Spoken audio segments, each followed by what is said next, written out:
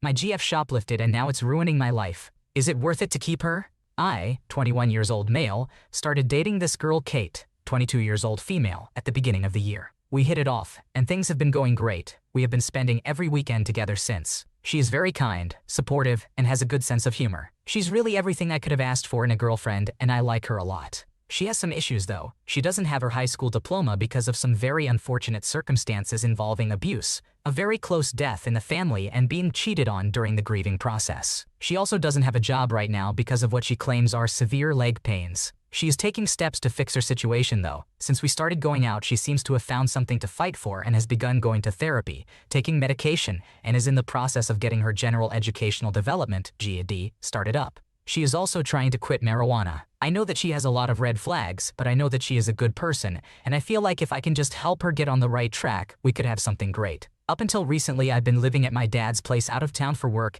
and had to move back to my mom's to attend trade school. The first weekend at my mom's, my girlfriend went to the mall with my sister and made a really stupid dumb mistake. She decided to shoplift. She stole a few candy bars, a cat toy for my cat, and a makeup kit from Sephora, probably all totaling around $50. She got caught and was told to give the stuff back. The real issue is that my sister, who she was with, is currently trying to be a police officer, and obviously you can't have anything on your record if that's your goal. Kate immediately tried to fix the situation and apologized profusely, and said that she didn't tell my sister she was stealing because she didn't want her to be involved. My sister told her it was fine because all her friends steal and her boyfriend steals in front of her. I do want to mention that the only reason I didn't dump Kate immediately was because she right away took ownership for her mess up and tried to fix it and recognized that it was wrong.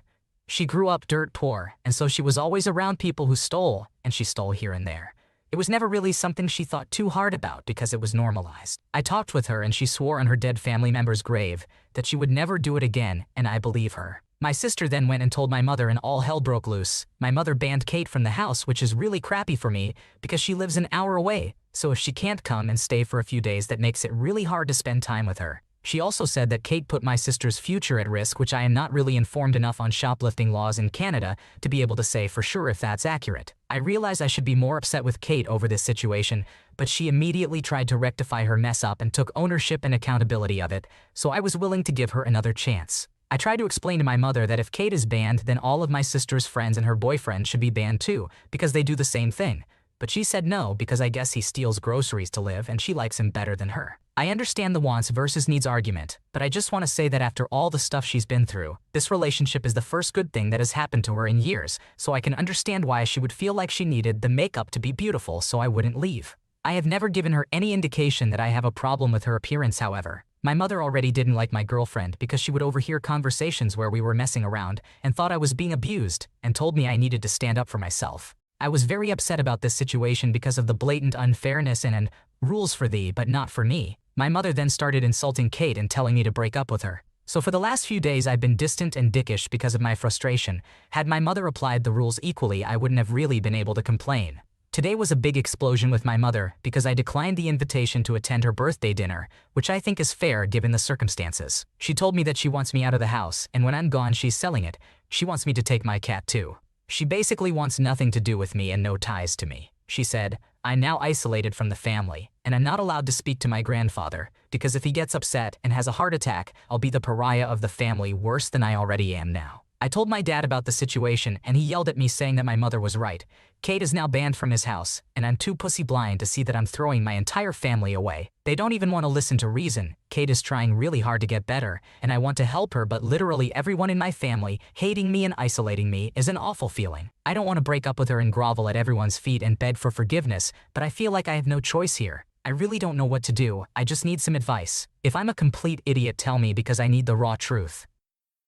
Break up, dude. It's not worth the hassle. Hopefully Kate will get her life on track and you can revisit the relationship later. Your family is correct. It's not worth the trouble, especially if she could drag you into legal issues. Plus, your sister needs a wake-up call. Being associated with thieves won't look good if she's becoming a cop. Am I the antagonist for ditching my cousin and her family on a cruise and switching tables? My husband and I decided to take our kids on a cruise for spring break. When my cousin heard about it, she and her husband decided to book the same one with their kids. They kind of crashed our trip. We were very hesitant to go with them, but we couldn't exactly forbid them from going. My cousins and I are actually super close. We grew up like sisters and I try very hard to stay close to them. The issue is her kids are very badly behaved. My kids can enjoy them in small doses as can we, but trying to do more than a few hours at a time with them is difficult. She has a 9-year-old, a 6-year-old, and a toddler. They throw long and loud tantrums until they get their way. They also need 24/7 entertainment, or they go crazy. If they're bored for even a minute, they start crying and complaining, and my cousin and her husband have to stop what they're doing to start entertaining them to stop the tantrum. Obviously, this is 100% on the parents. We've never done a trip together like this and weren't sure how her kids could handle it, but we agreed to sit with them for dinner and do the same shows as them, etc. If you've never been on a cruise, they seat you at the same table every night with the same people. Well, it proved to be a mistake after the first night. They were terrible at dinner. They drew on the walls with their crayons, purposely crumbled bread to make a mess. They used their knives to cut up straw wrappers and other things. They also kept running around the table and disturbing other tables. Their parents, of course, didn't do anything to stop this, just let them do whatever. Eventually they got tired of that and started crying and screaming they were bored and wanted to go to the shops. They allowed them to throw a 5-minute screaming tantrum before their dad finally took them to the shops to buy some toy they wanted. Then after dinner, we went to a show and they didn't enjoy the show and also whined loudly that they were bored. It was bad enough we were asked to leave the show. Technically, my husband and I could have stayed with our kids, but we were too embarrassed. My kids were upset and said they ruined the show for them. So my husband and I made the decision to ask for a different table for the rest of the trip and chose different activities to do. I told my cousin that we decided it would be best to separate at dinner and not do all activities together, but we could still hang out at the pool together and do a few activities together. Well, she was pretty upset, and she said her kids got their feelings hurt that we abandoned them and that they weren't going to enjoy their trip anymore being separated from their cousins. She wouldn't talk to us the rest of the trip. We're back home, and I got calls from my grandparents asking why we ditched her and how could we do that to them. My sister said we should have known that this was going to happen and set the expectation for separate things ahead of time instead of springing it on them during the cruise. So, am I the jerk? Not the antagonist. You gave them a chance, then immediately corrected course. Your sister wasn't there, so she gets no say at all. And as for your cousin, if she won't drop it, tell her point blank, her kids were making your trip miserable for you and your kids, and she and her husband's inaction were adding to it. Am I the antagonist for not wanting to constantly swap beds on a vacation? For context, my mother owns winter timeshares in a couple of cities. I have invited friends to these timeshares for the past few years. They only pay for their own food and entertainment on these vacations. The first timeshare has 2 bedrooms and a loft with 2 twin beds. First year we went, I invited 3 friends and one of their mothers tagged along. The 2 mothers got the 2 bedrooms, 2 of us slept in the twin beds, 1 slept on an air mattress, and 1 slept on the couch. We all just stayed in our respective spots that entire week, no swapping. Second year only 2 friends came, so 4 of us in total. That's when my best friend, let's call her Violet, suggested we rotate beds the whole week. I didn't really like this idea, but I'm not very confrontational, and it's what the other 2 seemed to want, so I just went along with it. Third year is when it becomes more of an issue. One of the friends, let's call her Bailey, recently had a displaced disc, so I was gonna just give her the bedroom, but Violet insisted on the whole swapping beds thing. On the night it was my turn in the room, Bailey gets horribly sick, then wakes me so she can sleep in the room near the bathroom. I'm forced to sleep in her bed, and guess what happens? I got sick too. Ever since, I've really hated the whole swapping beds thing. I think it's a pain and causes issues. I sort of put my foot down last time and limited the swapping to one person got the bed for 5 days and the others got 1 day each, but God, I still think it's stupid. Now I have enough vacation time to go to an additional timeshare of my mother's, and this one has a different layout. It has 2 bedrooms, one with a king and one with a queen, and a Queen Murphy bed in the living room. Violet doesn't want to share a bed, so she's bringing an air mattress, but she doesn't want to sleep on it for more than 2 nights because her back will hurt, even though she's the one actively choosing not to share. I claimed the bedroom since this is my first time going to this timeshare in a long time, and that's the bed I used to sleep in when I was a child. But she's come up with a whole convoluted plan for swapping I didn't bother reading. I sort of want to pull the card of, hey, this is my family's timeshare, and frankly I don't want to give up the bedroom. But I feel like that'll just make me a huge butt face. Honestly, I wouldn't mind doing a yearly cycle like 1 year. One person gets it the whole week, the next year, the next person gets it, etc. I just hate the whole swapping thing. But now I feel like I've set a precedent. So would I be the antagonist for putting my foot down and stopping the whole bed swapping? Not the antagonist. Oh my God, that sounds exhausting. Stand your ground and tell Violet to find free holiday accommodation elsewhere. You're not the asshole. Violet stays for free, so if she's bringing an air mattress, she can sleep on it all the time. Am I the antagonist for calling my brothers greedy and humiliate them? I bought my parents' house and furnished the entire house after my father's company went bankrupt and his gambling addiction left his and my mother's house with everything sold, except for some dishes and the house itself. They just didn't lose the house because they came to talk to me and I offered to buy the house, live there and allow them to live there too. With this money, they paid off all their debts and what was left, it wasn't much. They used as time went by to have a comfortable life. I bought all the furniture in the house like the refrigerator, stove, television, bed, sofa. My parents passed away last year within a month of each other and their will wasn't updated, so it said that the house and furniture should be divided equally between the 3 children. An important context. My brothers and I are not close, and I blame partially my parents for that, because they always made it clear that they were proud of me for being financially responsible and finishing college, while my brothers only finished high school and finishing college, while my brothers only finished high school and became fathers at 18. This caused some resentment between us. They don't have a good financial condition. My parents didn't tell them about the sale of the house and the purchase of furniture.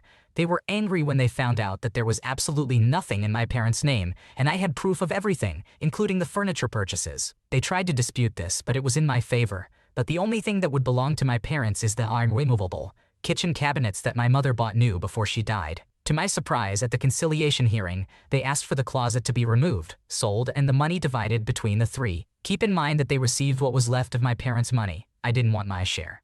$5,000 each, and the kitchen cabinet costs $1,000, not dollar, and I am paying the legal fees because they can't afford. I was simply irritated by the fact that they wanted to take and sell a kitchen cabinet, even though it is part of my house and they are paying nothing. Here I may have been an asshole and said, Jesus Christ, how greedy you are. Look at the price of the cabinet and I'll send each person a share in cash. They didn't say anything at the time, but later, they came to say that I humiliated them in front of the lawyers and that they were only asking for what they are entitled to, since I already got everything and they got almost nothing. In the end, to avoid a pain in the ass, I gave their share, but they still claim that I humiliated them unnecessarily. Am I the antagonist? People need to understand that when they act selfishly, they can't expect to be treated fairly in return. Dropping a little truth bomb can be a good wake-up call. Good on you for standing your ground and not giving in to their demands. Sometimes tough love is necessary for people to realize how they are behaving. Am I the antagonist for telling my best friend that I'm staying with my husband? I have been close friends with this girl, let's call her Jane, for over a year. Our friendship started really well, with her kind of picking me up during a bad time. I have been with my husband for over 8 years. We have 2 children together. Jane worked with my husband for a couple years before she left the job. They both have big personalities, so sometimes they would clash, so they didn't come around each other all that often. Jane also hates children, so when we hang out I can't have my kids with me, it can't be at my house, and it can't be something that involves other children. We had a good friendship, and we would vent to each other about our problems and give each other great advice on life. My husband and I went through a rough patch because our youngest son was hospitalized for a month, and it put a lot of stress on us, our finances, and our home life. I stayed at the hospital for the full month, while my husband would work part-time and then join us. Our family kept our oldest son. We went through a lot, but we made it out better in the end.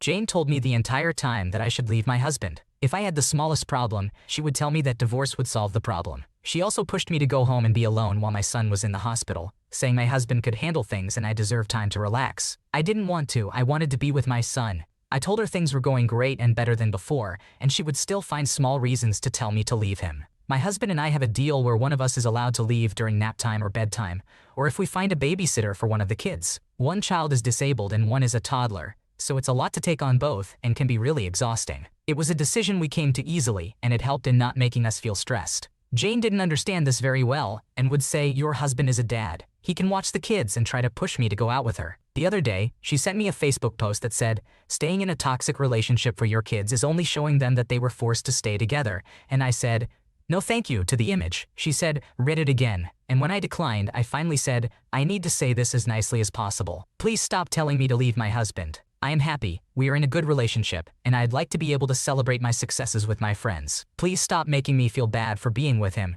and she has been ignoring me since then. I admit that my husband and I didn't have a healthy relationship for a little bit, but we are doing so great now. I just can't decide if I'm in the wrong because I've been thinking so much about it, and I might be overthinking it at this point. So, am I the asshole? She's not your friend. Her behavior is that of an emotional parasite, a killjoy for a simple descriptor. I would start sending her links to the self-help stuff in return. This lady just wants destruction. Misery loves company. Let her enjoy that alone. Not the antagonist. Am I the antagonist for telling my dad I won't be the babysitter this summer or any time after that? I feel like I'm not intelligent for talking to him but want to know if I'm the asshole. So I, 17 years old female, have been forced to babysit for my dad and his wife of 5 years for the last 4 summers. The kids are my dad's stepkids who are currently 7, 6, and 5. No, the kids are 100% not my dad's biological kids. And yes, I am positive that they are not his biological kids. Doesn't really matter anyway, but I wanted to put that out here because I know the ages would make it appear like at least one could be, but no. My dad was never a really good dad to me, When I was a child, he was really absent from our house. He left raising me to my mother and would show up when others were around to make it look good. But he never got involved or cared about me or my life. Actually, the one time I was always sure to see him was his birthday, when he would get mom to cook his favorite meal and open gifts. He never failed to show up when it was about him. My mom got sick when I was 8, and my dad bailed and he filed for divorce. He left me to deal with my dying mother, and unfortunately for her, the divorce didn't go through before she passed, so he was still her husband, and yeah, he wasn't emotionally present for me then, or physically. He dumped me on a babysitter until I was 11, and then I was seen as old enough to be left alone. When I was 12, he moved in his wife, who was still pregnant at the time, and they weren't married then. They got married when her youngest was about 5 months old. They told me I was going to level up and be a good big sister to her kids so that they could live their own lives and the kids would have someone to look up to. Then came the forced babysitting during the summer, all summer long. I always tried to find ways out of it, but felt like I had no options, at least no realistic ones. My dad's wife is kinda better than my dad. She isn't very involved or directly caring to her kids, but she will often bark at me for not being more sweet to her kids and saying how sad her kids look when I don't interact with them. It's more than my dad would do. But she's not exactly getting involved with her own kids. I've been planning for over a year to get out. I turn 18 in May and graduate a couple of weeks later. Most likely I will go to stay with friends on my 18th birthday. I will be totally gone and never return. I won't babysit, and I know they expected that to happen, and I don't know that they would actually pay for someone else, or if they'd maybe leave the kids without someone watching them. So I decided to tell my dad I won't be babysitting this summer or at all. In my head, at least, if she cares a little, she might get someone else in. My dad told me I had been the most consistent person in the kids' lives, and I'm an ass for dismissing them like that. He told me I should be staying and doing what he and his wife want because they put a roof over my head for so long now. He told me I'm going to cost him money with this. His wife started yelling at me for leaving her kids behind and how sad they'll be. Am I the asshole? Not the antagonist for not babysitting and for leaving as soon as possible. If you truly believe they won't take proper care of the children, contact CPS or the equivalent where you are after you leave. Be sure you have all of your own documents and do everything you can to arrange for your own life with the real support you have elsewhere. Thanks for watching. When you subscribe, make sure to hit the bell to turn on notifications so you never miss a video. To finish listening to all the stories, check out the playlist in the description.